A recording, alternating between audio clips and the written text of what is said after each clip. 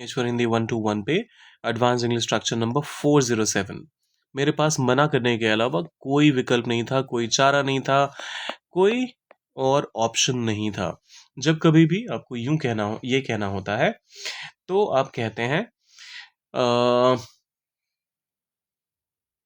Okay, to be left with no choice but to, और जो भी आपको करना पड़े, जिस चीज के लिए भी जो भी करने के लिए आप मजबूर होते हैं, उस वर्ब को फिर यहाँ इंट्रोड्यूस करते हैं। ठीक है।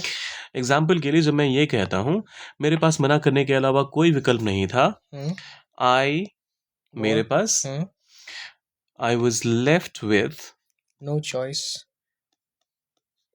आई was left with no choice but to refuse. एक बार फिर से, I was left with no choice but to refuse. I was left with no choice but to refuse. उसे सच्चाई बताने के अलावा कुछ नहीं बचा था।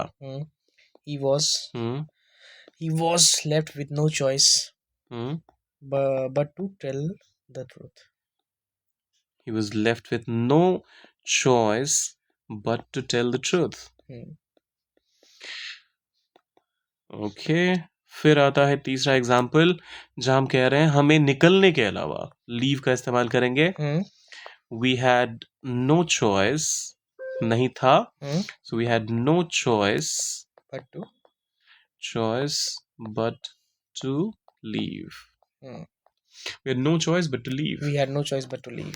अब ये आखिरी वाला आप ट्रांसलेट कर दीजिए, उसे मनाने के अलावा कोई विकल्प नहीं बचा। तो इसे इंग्लिश में क्या कहेंगे, सोचिए और डालिए कमेंट सेक्शन में। स्ट्रक्चर आपको पता है, और जाने से पहले सब्सक्राइब, लाइक और शेयर करके जाइएगा। मिलते हैं जल्दी।